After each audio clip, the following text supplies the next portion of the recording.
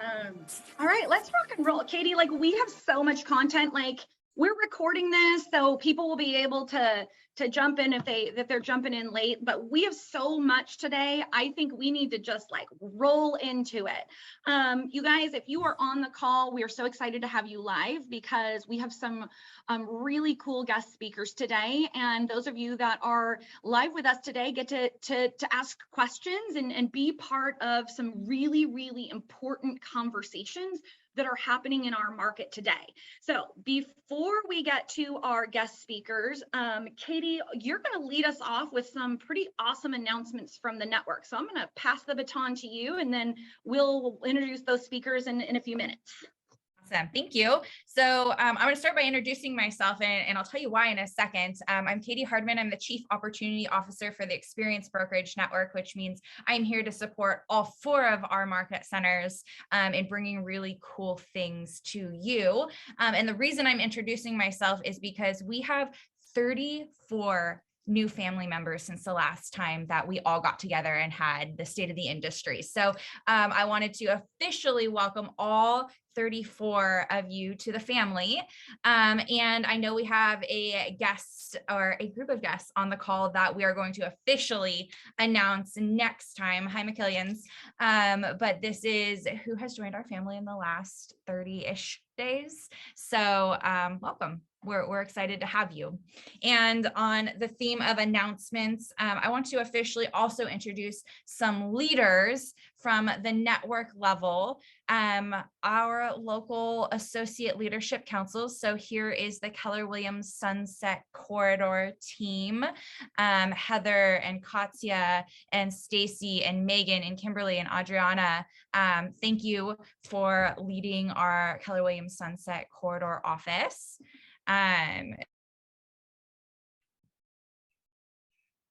You're muted, Katie. Oh, Katie, you got muted. Somebody did not like my announcements. Well, I'm glad that I could be back. So Capital City, Colleen and Adele and Dana and Maggie and Isaiah and Jana and Eleanor, we are so thankful that you guys are leading our Capital City office.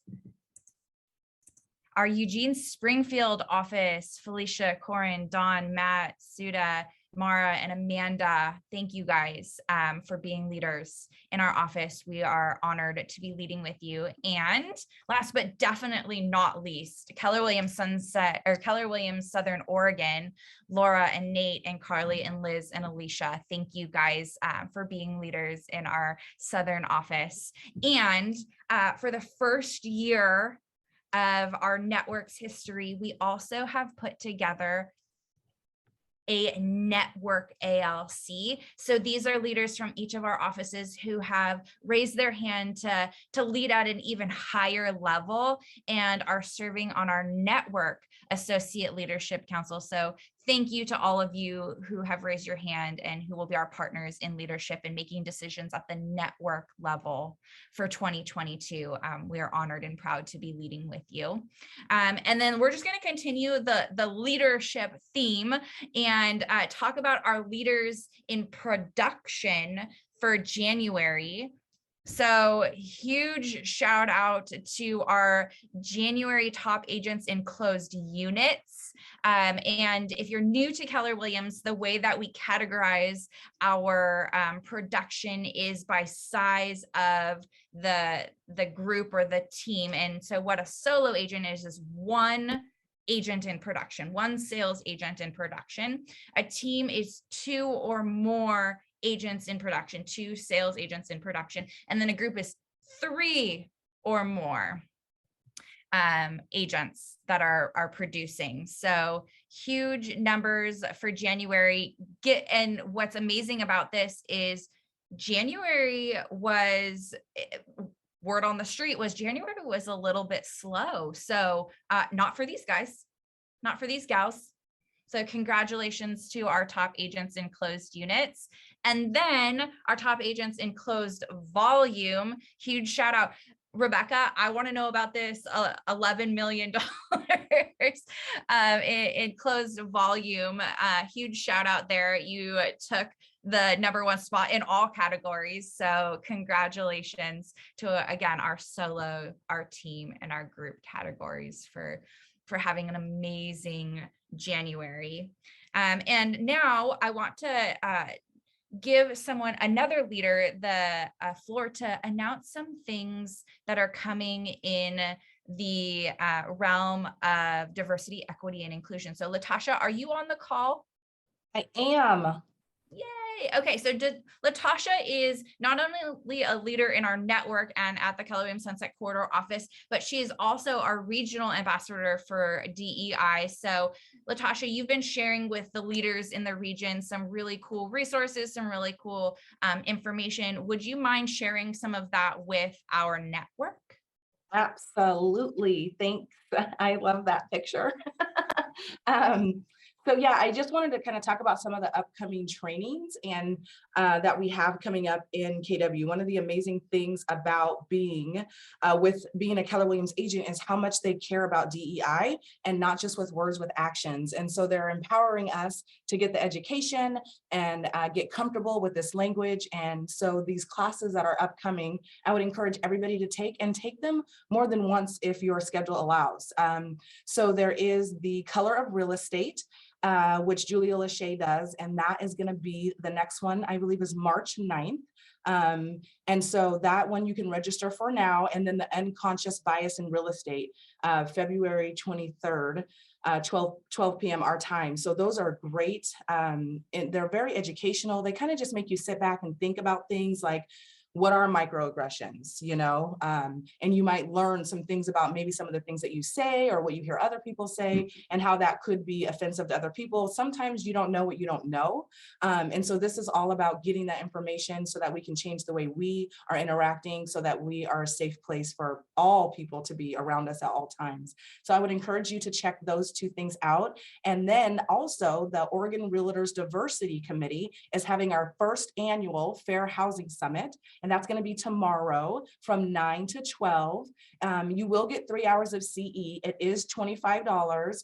Richard Rothstein, we did an interview with him regarding his book, The Color of Law, and it is just phenomenal, the insights that he has. And he actually gives us some really practical advice on how we can move forward in a positive direction regarding fair housing in Oregon and as realtors, right? So it's going to be a great collaboration. There's going to be realtors on the call, lenders on the call, and we're really going to dive deep into what are some good fair housing best practices that we can make sure that we are implementing in our businesses. As we know, that the demographics in Oregon, not in Oregon, the demographics nationally are changing, and so there's going to be more, people of color getting into real estate, meaning purchasing and selling. And so we want to make sure that our businesses are set up to be inclusive, so that we are set up to welcome all those different types of folks. So that's what I had to say. Thanks, Katie. Thanks, Leslie. Thanks, Chris. Thank you, LaTasha. We appreciate you bringing this conversation to our network. And then I have one more announcement that I am super excited about. We've been working hard behind the scenes to make this a reality. I know it's something that we haven't done in a few years, and we're bringing back by popular demand. So our first master series, not only of 2022, but in 2-3 years. So mark your calendars for March 10th. So exactly 1 month from tomorrow, we are doing our first master series event. And I can now officially tell you our theme, but also our guest speakers. So going into 2022, we wanted to focus first on you and you as a human, meaning like we want to talk about living your best life and achieving your best life through real estate. So we went out and we looked for speakers who had content around that. And so you'll see on the screen, our two guest speakers are Chad Hymes and Nikki Miller. And if you don't know who they are, Chad Hymes is not only a speaker, obviously he's coming to speak for us, but he's also a co-host of the Win, Make, Give podcast. If you ever listen to that or any of Ben Kinney's podcasts, you've probably heard of Chad Hymes. He's a national speaker, he's a coach, and he's also an author of the book, and it just came out, so hot off the presses, Achieve Your Apex. And so the conversation will be around that, achieving your apex. And then we also have keynote speaker Nikki Miller, who is a friend of mine through Keller Williams. She is the owner of the Nikki Miller team, which is an expansion team in in California for Keller Williams. She's a board member for Keller Williams Kids Can. She's a national speaker and a QL instructor. And she's also a coach of productivity coaches. So lots of areas of leadership and refining your skills to be the best you. And she's going to come and talk about removing all of the stereotypes or all of the she's calling it unbecoming, all of the things that have been put on you to be the authentic and real you. So this first master series will be a lot of self-reflection and growth of you for your business. And we are super excited. We're going to send an email out to everybody with this information and the link to register. So be on the lookout for more information on that, but you're the first to know. Master series are back. Okay. That's all of my announcements. So I am going to stop my screen and hand it back to you, Leslie, to talk a little bit more about state of the industry, which is what this is called, right? Love it. And Katie, thank you so much for working so hard. The Master Series was a huge part of our culture and our value in years past, and we're so excited to be back in person. So we are excited to bring the family back together live. So as you said, we're going to talk state of the industry. And actually, Katie, if you can bring up my one slide, I think that typically at this point, I'm talk about local market stats. And when Katie and I started creating the vision of what we wanted to do in 2022, we really wanted to bring some more in-depth conversations, right? Like we spent 2 years really diving into these market stats. So I'm only going to give you a sneak peek of a major conversation that happened on our local level here in the state of Oregon. And then we're going to transition to our guest speaker, and we're going to have a larger conversation about the big topics happening in our market and our industry today. So Katie, will you just pull up that next slide? Okay, you guys, we're going to give you just a glimpse of the market here in the state of Oregon. I'm not going to go through each of your geographical areas, but Katie had already kind of alluded to the fact that we had some incredible top performers in January. But as a whole, we looked across our network and our brokerages, and we kind of had a little bit of a yikes moment, right? Like, what happened to closed transactions? So we have been waiting for the market stats to come out for January to see how we compared to the market. This is the Portland metro area, so our largest market area. Eugene is very, very close.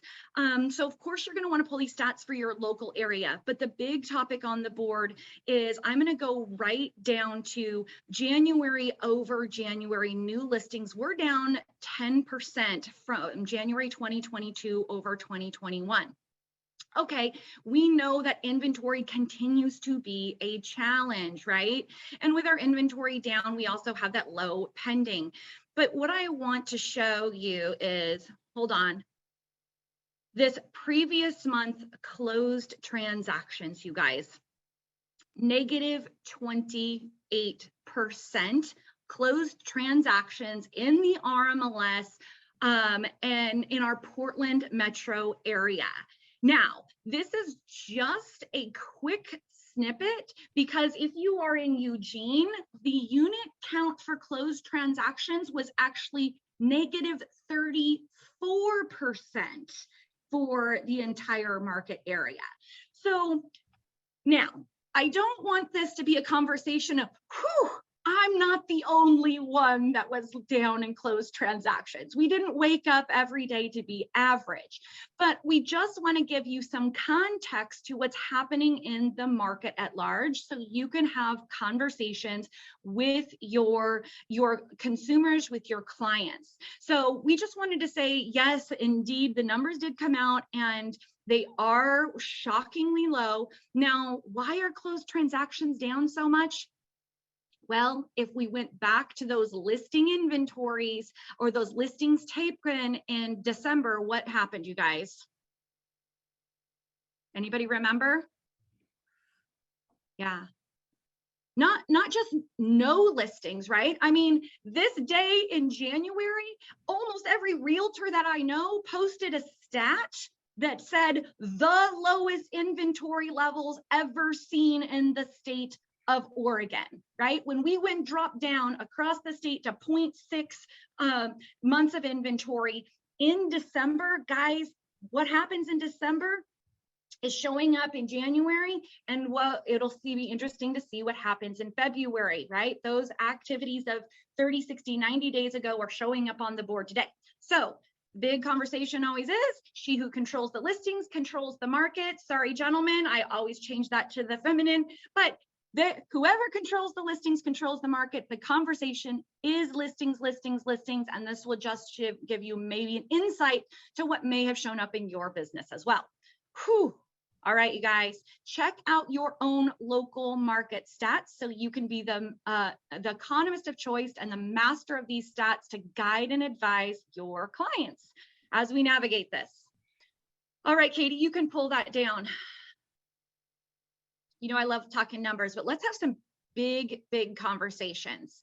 So we are going to welcome back to the State of the Industry call, back by popular demand. We had so much fun picking your brain last time that we had you on the call. We are going to welcome our amazing Regional Director, Bruce Hardie. Are you with us? I am. G'day, guys. How are you? Thanks for having me back. We love it. Okay, we're going to pepper you with questions. We're going to talk big picture. We're going to talk market, industry, disruptors, and the whole bit. But before we go into it, as you saw, we have a whole bunch of new family members who just joined Keller Williams and the Xperience Brokerage Network. So before we go into that, will you tell us a little bit about your journey and what led you to being our incredible regional director? I made more mistakes than anybody else, and that's what allowed me to do this. So guys, I've been in real estate now since 1994. So I'm coming up on my 28th year as a realtor. Started out with Keller Williams, with Coldwell Banker actually, for 6 years, and then realized that the best place to go build my business was Keller Williams. And ultimately, I couldn't talk anybody into opening a Keller Williams in Spokane, so I had to do it, which is where I live. And so I did that, and it's been a journey, I will tell you. I'm now an investor in 5 market centers. I'm the OP of Central Oregon, so I feel a kindred spirit with you guys because I'm an Oregonian now. And I'm regional director for the Northwest, right, which is Oregon, Washington, Idaho, and Alaska. And I would say I so appreciate you sharing those numbers, Leslie, with everybody on this call. And I want everyone to take a moment and think about it. There were 2,300 plus listings taken in the Portland metro market in January. Now, that's a low number for your market, but if you guys took all of them, would you care? I mean, let's get clear, right, around this. You understand the market always goes up and down. And regardless of what the market does, it always will produce more than you need to meet your goals. So I want to make sure that as we talk about the numbers, and there are some interesting numbers today, I want you to keep a positive mindset around it. And if you have read the book Shift, I would love for you to pull it out again and dust it off. And now's the time to really dive into it. You know, Gary says you should always be preparing for the market you're going into. And what market are we going into? Does anybody know?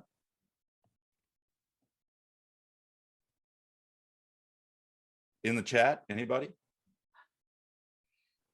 Thank you, Chris. I do sound like an Oregonian from the south end of the state. Look, Bruce, they're shy. They're shy, yeah, come on. I have this much trouble with everybody else. Okay, so cold market, a spring market. Okay, that's interesting. So what is a spring market? Hot. Okay, higher interest rates are coming. Guys, here's the thing, right? Where does the consumer get the bulk of their information about the real estate market? Where do they get that information? The media. Thank you, Matt. Absolutely. Facebook. Oh, yeah. Guys, here's the deal. You need to be the economist of choice when it comes to this so that they actually understand. See, what we know is there are national trends, but real estate's a local business. It's a local service business done by you and your sphere of influence. So it's you telling that story as we go. And I want to be real clear, right? We are in the longest economic run-up in this country since the Civil War. It has been going now for 12 years. It's never happened like that before, by the way. So when a market goes up, what comes after that? Down. Yeah, absolutely. And by the way, that's not a bad thing. In fact, that creates the opportunity for us. See, I want to be real clear about this, and that is the law of equilibrium impacts our industry. Now, the law of equilibrium says as commission dollars rise, so do the number of realtors. As commission dollars drop, so do the number of realtors. Now, NAR membership is at a record high. There have never been more realtors in the industry than there are today. So, and why is that? Why are there more realtors today than there have ever been? Because commissions are so high. Absolutely, Jared. There are more commission dollars available. Now, what happens is with the law of equilibrium is that you need to understand as commission dollars rise, so do the number of agents. As commission dollars drop, so do the number of agents. There is always a lag between when those commission changes and when the number of agents getting in or getting out of the business changes. Now, when we come off the top of the market, and by the way, I'm not going to tell you when that's going to be. I don't know. None of us know. Right. But what we do know is that the market has to correct. And why does it have to correct? It's gone too far one direction. It's gone too far one direction. Yeah. Does anybody know what the average appreciation in home price was last year in the United States? 19.6%. Now, let me ask you a question. Is that sustainable? No, it's not. Now, I'm going to give a shout out for those who are going to family reunion. Awesome. Love to see you there. And those of you who are not, you absolutely need to dial in and watch Gary's vision speech, because the research that our department does, it's led by Jim Talbot down in Austin. We have half a dozen people who do nothing but research the real estate market. And then they put that all together for Gary in his vision speech at both Family Reunion and Mega Camp. But I want to share, if you look over the last 40 to 50 years, what has been the average appreciation of real estate in this country? Does anybody know? The number is 4%. So 4% has been the average. So you could actually draw a trend line and follow that. Now, what happened in the early 2000s? Those of us old enough to know. What was going on in 2003, 4, 5, 6, 7? Yeah, home prices were appreciating at a higher rate than 4%, to the point that what happened in 2008? Yeah, we corrected, right? The market corrected, and when it corrects, it's like a pendulum, right? If it swings out here and it's out of balance, and then we put enough pressure on it, it'll swing back, but it won't stop. It'll go back the other way. And in fact, we actually dropped below the trend line until last year. Last year, we exceeded the trend line. So now if the market that we'd had back in the 2000s hadn't happened and we just followed that trend line, we would be in the same place. We'd actually be less. Our average sales price would be less than what it actually is today. So my point about this is that the market will always correct itself. And the real issue that we have today is affordability, because housing prices are increasing faster than salaries, yes or no? And when that gap gets so big that now home buyers are starting to tap out and they say, you know what, I can't do this. I can't afford it. What happens then? Well, sellers who have to sell now start to say, well, gosh, I got to get my home sold. So what am I going to do? I'm going to adjust my price down so I'm more competitive than everybody else on the market. Now, we are truly in uncharted territory, guys. I mean, we've never had, as you mentioned earlier, Leslie, we've never had inventory as low as this, right? December was a record low in terms of inventory. And by the way, you know, your numbers are reflective of what's going on in the overall market. Sales were down across the country in real estate in January. So that's reflective. So, but my question to you, and I want you to ask yourself this seriously, am I willing to allow the trajectory of the market to dictate the trajectory of my own business? Because if the market goes down, do you have to go down with it? And the answer is no. Why? Because there's always more business than you can do. So it is about you getting your mind over market. And I want to say, your team has done an awesome job, because one of the best things that you can do, the fastest ways you can change the trajectory of your business, is by taking bold. And I know, Leslie, that you guys are bringing bold into Eugene here. And you've got a great instructor in Carl Batiste. He is phenomenal, and out of Northern California. And guys, if you want to turbocharge your business, there is nothing you could do that would make as big a difference as taking bold in the space of 7 weeks. We actually have, we're leading it in Portland as well. So Awesome. We have Cody Gibson as our coach in the Portland, and of course, Carl and Eugene. So we are going to be leading the state in our March launch of Bold. That is awesome, you guys. Take advantage of it. Don't miss it. And by the way, it's all new. Everything. So if you've taken it before, there is a whole bunch of new stuff. And by the way, it's all about the market of the moment. It's how do you compete in today's market to make that work? You asked me my journey and I got off on a tangent, didn't I, Leslie? You know, I just let you go. And I'm like, check. We covered a lot of ground, Bruce. But I'm going to bring you back to like where you started. That was, where are our people getting their information? And then how are our clients, how is the consumer at large feeling about the market? And I'm a believer that it's important for us to know so that we can better guide and advise them. And there was an interesting report that came out 2 days ago through Fannie Mae, which is the sentiment report. And it was an interesting report because we have now gotten to a record low. And just so for those of you who don't know, they pull 1,000 people a month on their sentiment on 6 factors, right? Is it a good or bad time to buy, a good or bad time to sell, home price expectations, mortgage rates, job concerns, and household incomes. And we had a record low of only 25% of consumers felt that it was a good time to buy. And of that 25%, 80% of Americans age 18 to 34 said that not only is it not a good time to buy, it's a bad time to buy. So tell us a little bit about your thoughts around this consumer sentiment. How is that reflecting in our industry? And what's that story that we should be telling or guiding our databases through, our clients through right now? Yeah, you know, it's interesting. Not only, there was another survey I saw this week too, Leslie, that of the buyers who bought a home last year that they interviewed, 75% were unhappy with the buy, right? They felt like they paid too much. They felt like they didn't get enough. They felt like they were forced into it. So this buyer sentiment is going to become an issue, and we're going to have to learn the dialogues around how do we resolve that for people.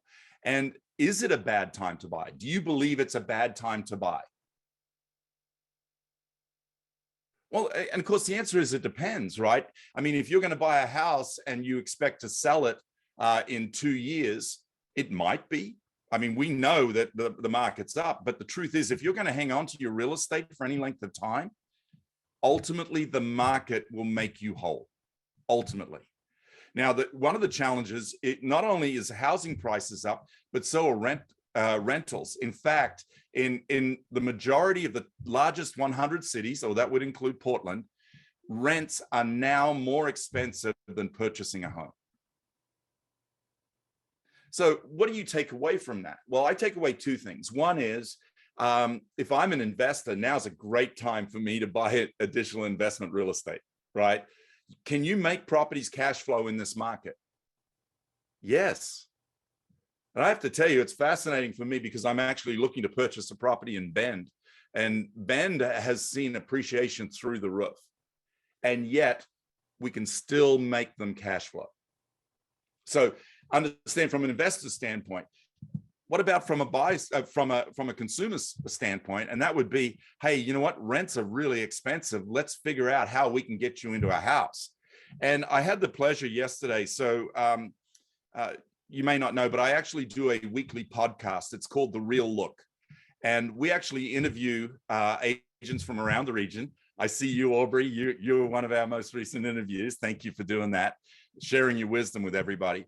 Yesterday, I got to interview a gentleman, Tim Park, out of Puyallup. Oh, he's actually out of Tacoma, but he lives in Puyallup. And last year was Tim's first year in the business. He closed 34 units for $16 million. And what was fascinating, in a very tight market, Seattle is very much like everything that you guys are all experiencing, right? Multiple offers, it's really competitive.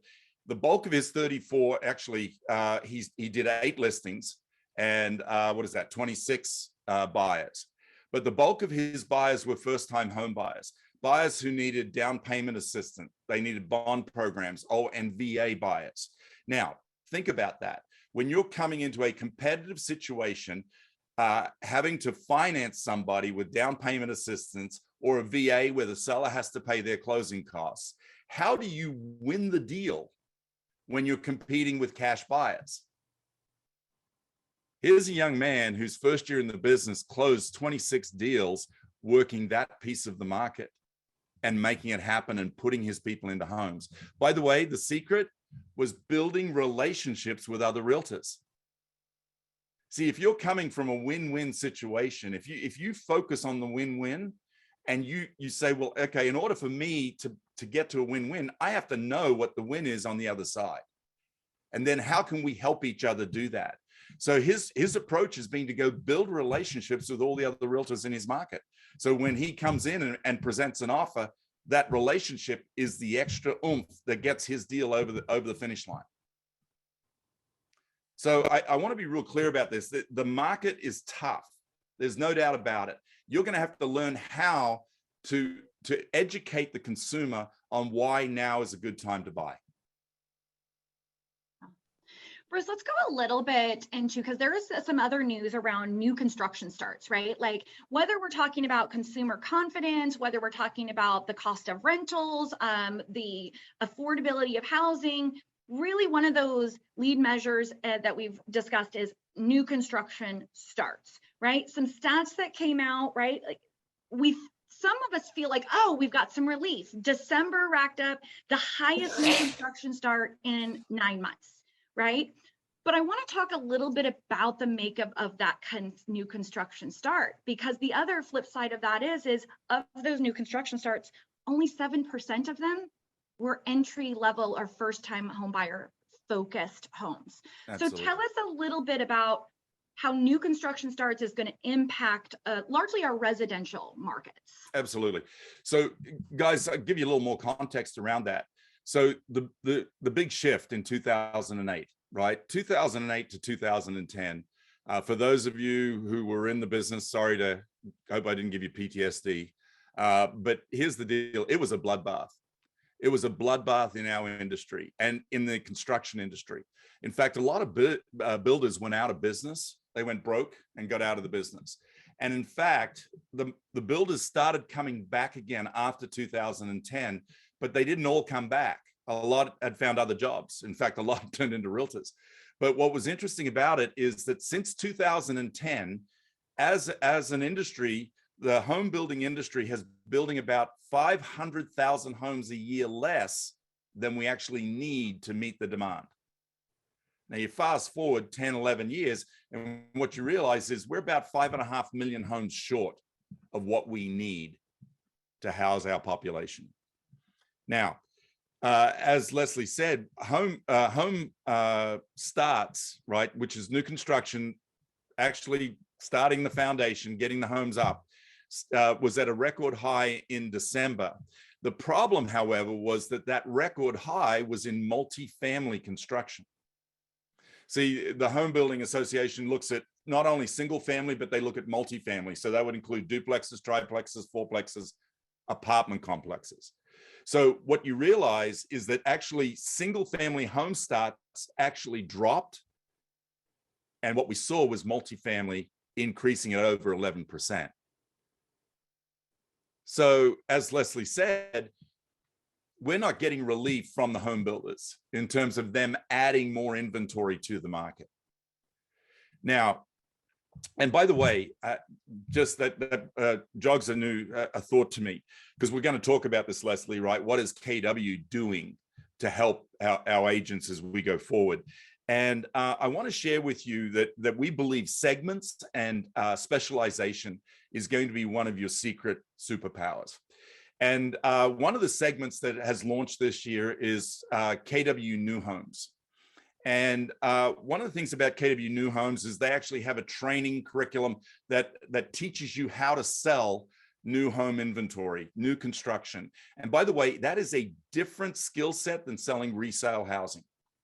Now, here was my aha, is that a lot of us aren't aware that there is a bunch of secret inventory out there. And what I mean by that is, you understand the builders and the developers don't release all their inventory at one time, do they? They add it out in drips and drabs. But when you understand that they have inventory in their back pocket that they're waiting to bring on, that now you actually have additional options to show your buyers. And I would just a shout out, I would really encourage you, if you have a desire to move some new inventory, take the BDRE training. It's an online course. You can do it live as well. It will help you get prepared for that. So again, just back to the new construction thing, don't be looking for relief for our industry. It's not going to add a ton of inventory to our market.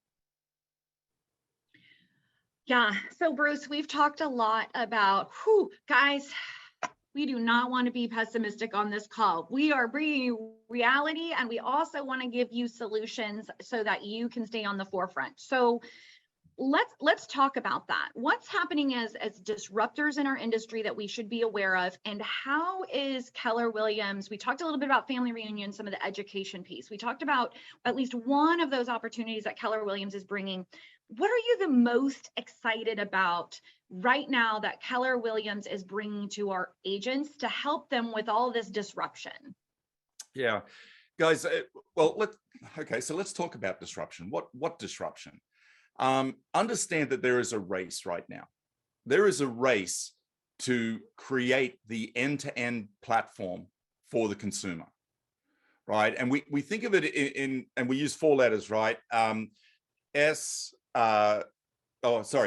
Search, buy, own, and sell, right? They're the four life cycles that we have in home ownership. You're searching for a home, you buy a home, you own a home, and then you sell a home. And guess what? Then the cycle starts again.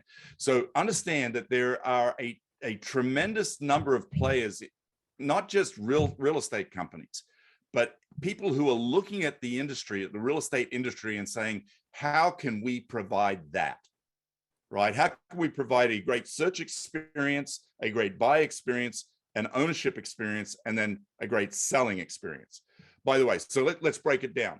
You look at companies like Zillow, they dominate the search. Would you agree? Yeah, right. They've created a search experience. And I've had people say, well, I think Redfin does a better search experience than Zillow. I'm not going to argue that, but understand they are putting millions and millions and millions of dollars into that experience. Then there is the buy. Okay, so what are people doing? What are players doing around the buy experience, right? And you see this, and this is where you'll see discounters are coming in and saying, and Redfin, for example, is a great example where they're saying, well, hey, you can buy without a realtor. We'll let you preview properties. We'll put lock boxes on. You can preview the property. You can write your own offer. And if you need a realtor for advice, you can call one, right? Trying to change that buy experience. And then you have the homeowner experience, which is, what is it like when somebody is living in their home for the next 10 years? How do you stay in relationship and provide value over that 10-year period? And then ultimately the sell experience, right? And we see that in the form of the iBuyers, right? They're saying, well, hey, you know, what the realtors do is convoluted and complicated and hard and takes a long time. You know what? We'll make you an offer and you can walk out of your house, right? That's the iBuyer experience. Now, I will tell you that all of the major players are looking to fulfill all four of those areas, right? And by the way, when I say all the major players, us as well, right? The search experience. How do we change up the buying experience for people? So, for example, Keller Concierge, right? Keller Offers, which is one of our companies, provides the opportunity for you, if you get certified and we get the general contractors in your market to actually manage it. What you can do is you can actually go in and provide home fixes prior to going on the market, right? Without any money out of the pocket of the sellers. That's a Benny. That changes. It takes off. By the way, isn't that one of the challenges a lot of sellers have? They're like, oh my God, it's too stressful. I don't have time. I don't want to be a general contractor. I don't want to manage these. Oh, I got to get flooring in. And by the way, I mean, some of us have done it as part of our competitive piece.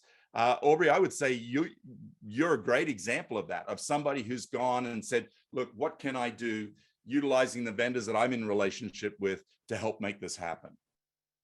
Now, my question to you is, how do we stay in relationship with our sellers or with our clients during the home ownership piece?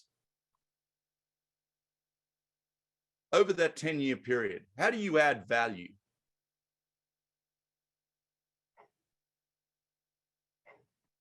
Well, okay, I can tell you what we're doing as a company, right? It's the reason why we've gone into insurance, Keller covered, right? Now, here's an opportunity, and I want to just say, would you agree that there is downward pressure on the commission? Does anybody make an average of 3% on every deal that they do today? I can tell you the answer is no. Bruce, can I share the new stat on commission suppression? Please. So the new stat that came out this past week is that the average is 5.4%. And the average listing is 2.3%. Is that in your market there? That is a national stat, right? So 5.4% as the total commission that came out, and only 2.3 on the listing side, which I thought was a really fascinating stat. And of course, we different commission structures across Oregon, but even still, 2.3%. What's going on there? Yeah, well, I mean, a lot of that, the average is being brought down by a disruptor, Redfin. You know, Redfin will take a 1% commission. In Snohomish County, north of Seattle, Redfin is #1 in market share. The average commission across the board in that county is 2.2%. Now, why is that? It's because Redfin is taking a lot of 1% commissions. It was interesting. We bought over at one of our market centers up there, bought over a Redfin agent, one of their listing agents, who closes nearly $40 million a year in real estate for Redfin, and made $115,000 because those Redfin agents are salaried. And by the way, work in 80, 90-hour weeks. So we got to get clarity around, yes, we've got all these disruptors who are saying, oh yeah, we're all that in a bag of chips. But you understand, in a market like we're in currently right now, a lot of marginal models can survive. But the question is, are they profitable? Right? And I find it really fascinating when you look, So the majority of the large real estate companies, not the majority, nearly all of them now, other than us, are all publicly traded. And what that means is they actually have to disclose their numbers. Now, what's fascinating about that, we're a privately held company and we don't have to. And what's interesting is last year, we made more money in profit as a company than Zillow, Redfin, EXP, and Realogy combined.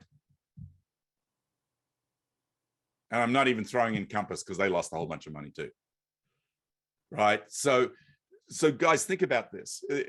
We are in an interesting time, right? If any of you follow the stock market, if any of you pay attention to the numbers that are out there, there is a tremendous amount of froth in the market.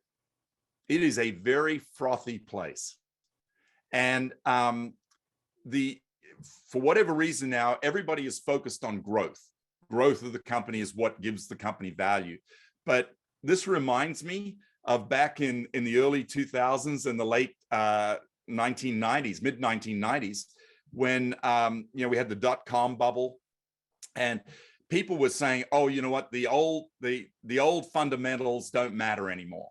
Right? It's new economics now, guys. The fundamentals are the fundamentals, right? And by the way, I'm talking about big companies, but I'm also talking about you. You have to be profitable. If you're not profitable, it's not sustainable. Now, I find really fascinating, right? Is a lot of these companies report their public earnings, and they say their earnings, which is gross commission income. Now, do these companies get to keep the gross commission? No, the majority is paid out to who? The brokers, right? So they're running on smaller and smaller margins as well. And by the way, when you're doing $500 million in revenue, right, gross commission income, and you're losing 15 million as a company, is that sustainable? No. So we've got to be really careful as we go forward that we maintain our focus on the fundamentals, the economic fundamentals. You have to make a profit. And there's only two ways to make a profit, and that's cut your expenses and increase your revenue. That's it. It always comes back to those fundamentals, doesn't it, Bruce? It always does. Leslie, we can put lipstick on a pig, but it's still a pig. Well, success is simple, not easy, right? Fundamentals matter. Bruce, we could go on and on all day, right? There is so many topics across our markets and our industry. We're really just giving all of our XBN family a glimpse of kind of some conversations you are having on a regular basis. So let's leave them today with some action items and some resources of how they can stay on the forefront of these industry conversations. Tell us a little bit about the information that the region is providing to our agents so that they can grab onto that and start implementing right away. Yeah, absolutely. And I assume you're alluding to The Real Look, which is our podcast. Every week we curate the latest headlines of what's going on in the industry, and particularly what pertains to us in the Northwest. And in addition to that, we get to interview. We're currently going through the top 100 agents in the Northwest region. And we're interviewing them and we're asking them what they do, what they did, how they became successful. And they share, that's one of the cool things about our company is we're all willing to share with each other. And they share an incredible amount of insight and just pure gold nuggets. And I would really encourage you to take advantage of that. It's an easy listen. The podcast lasts about 40 minutes. Put it on when you're in your car. But I really recommend The Real Look. It's on Spotify and Apple or wherever you get your podcasts. In addition to that, guys, I mean, as a regional director, my goal is I'm the conduit through which information from KWRI comes. And my goal is to be as transparent as I can and share it all. So we get to share this with your leadership teams each and every week. And so if you've got questions about any of that, go to your leadership teams because they have everything that we have coming through the region. I love it. And of course, Bruce, we can't leave this without saying sign up for Family Reunion. The digital package is still available. You're going to want to be, the benefit of signing up for that is you get all that recorded content. You can go back and listen to those important things. And of course, we are going to be reviewing Gary Keller's always much anticipated vision speech and state of the industry on an upcoming one of our own state of the industries, but you're not going to want to miss out on all that content. So we will make sure we continue to get that information out in the chat box, you guys. Registration for Family Reunion and information on the podcast. Bruce, one more shout out. Yes, Sorry, I know I'm taking Chris's time. I'm sorry, Chris. But guys, if you're going to Family Reunion in person, I'm looking forward to seeing you there. But if you are, don't miss out. We have a Northwest Region bash on Monday night, the 21st, and it's going to be a really cool one. We're doing it at Disney Studios. It's the Indiana Jones experience, and it's going to be off the charts. So, and I have some special guests that will blow people's minds at that event. So hope to see you there. Excited. Thank you, Bruce. And I will see you in Orlando. Absolutely. All right, we are going to close out today's session with Chris. We got a few minutes left. What do you got for us today? Let me think through whether I can get my conversation in 7 minutes. And actually, we could have gone through the top of the hour, and I would have been happy, Bruce. So I appreciate that. Here's what I wanted to share. I'm going to try to share my screen real quick, and you can tell me if it gets awkward here. I'm working on a strange device, but today I want to talk about beating our bias. And the reason why I want to talk about this is over the last probably 4, 5, 6 months together, we've been having conversations around how to make our decision-making better. Decision-making as business owners, decision-making as people, as consultants for our clients. And there are some specific biases that show up in our world. In fact, we're going to talk through 5 of them. There's many more, but today I just want to talk about 5 real quick. So we got a minute per bias. Here's why, because every single one of us uses our brain, hopefully uses our brain to make decisions. And interestingly enough, our brains don't give every single decision equal attention. What our brains do is we have these biases that sort of help or guide or sometimes hinder the decisions. We have these mental shortcuts. And by understanding that these mental shortcuts happen, they allow us to make better decisions because we can control those mental shortcuts, design those mental shortcuts, or change them. Here is the first one. The first bias that all of us have is a similarity bias. What that means is we prefer what is like us over what is different. Now, some of us go immediately to sort of social issues, and those are very, very real. It is why we have to have these conversations. That's why over the past probably couple of years, many of those conversations that we've been open and willing and pushed to have actually help us make better decisions. Where do similarity biases show up? People decisions, who we hire, who we partner with, who we work with. Who we engage with, even in a sales capacity. And it occurs because humans are highly motivated to see themselves and those who are similar to them in a favorable light. If we're not careful, we will have these in-groups and out-groups. We will make all decisions very similar to how we've always made them in similar ways to the way we've always thought.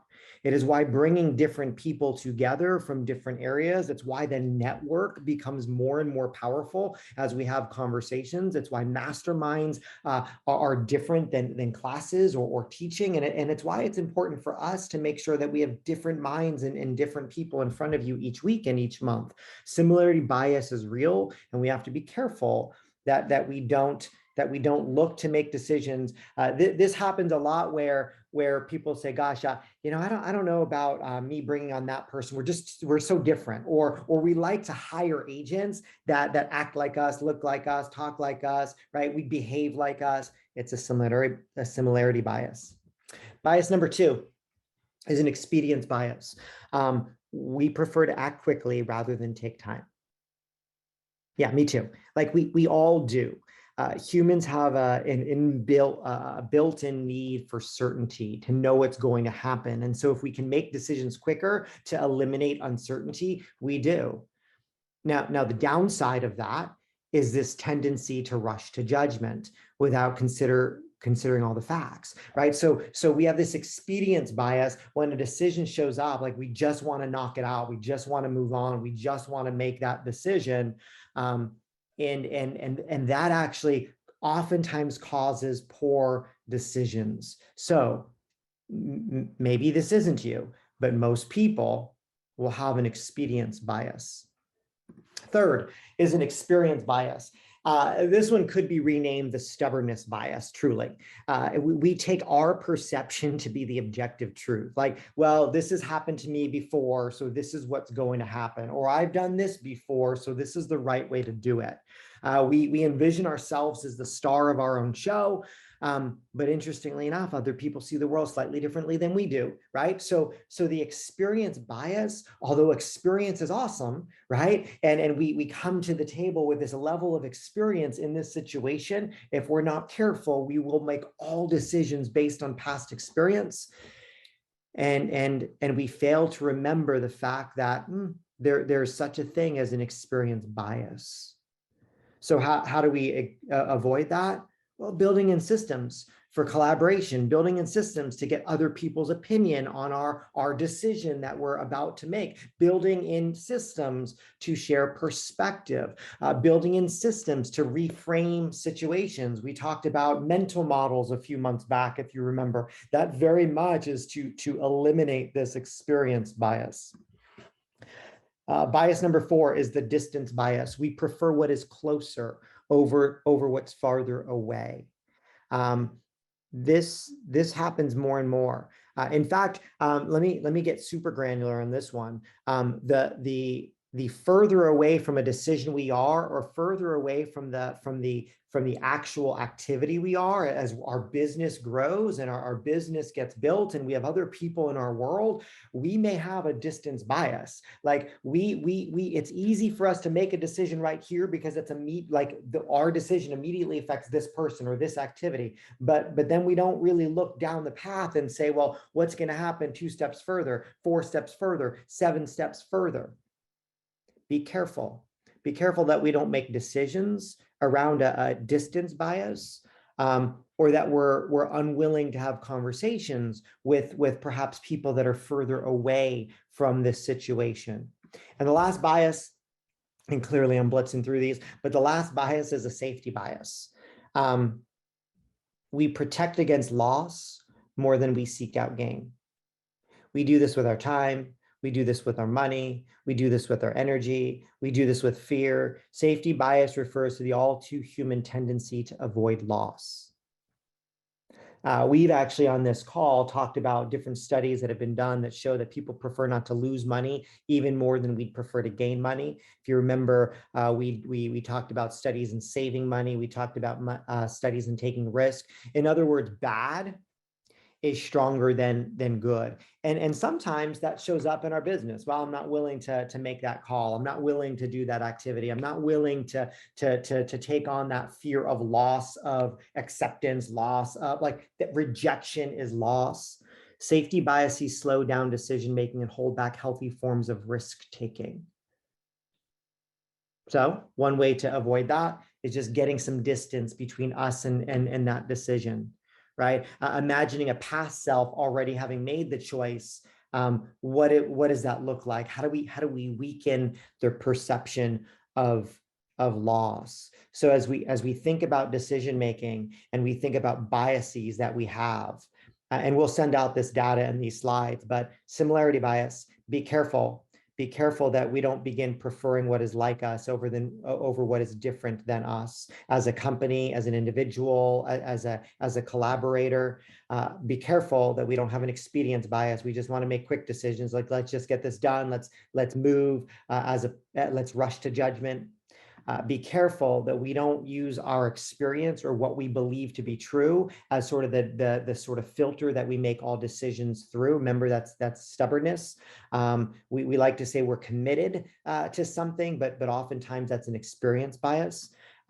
Distance bias, we prefer what's closer to us rather than what's further away. Sometimes that's our immediate circle. Sometimes that's just our safety net.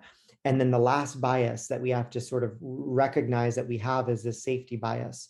We protect against loss more than we seek out gain. Leslie, that is my 7-minute rundown on 5 mental biases that can cause us to make poor decisions.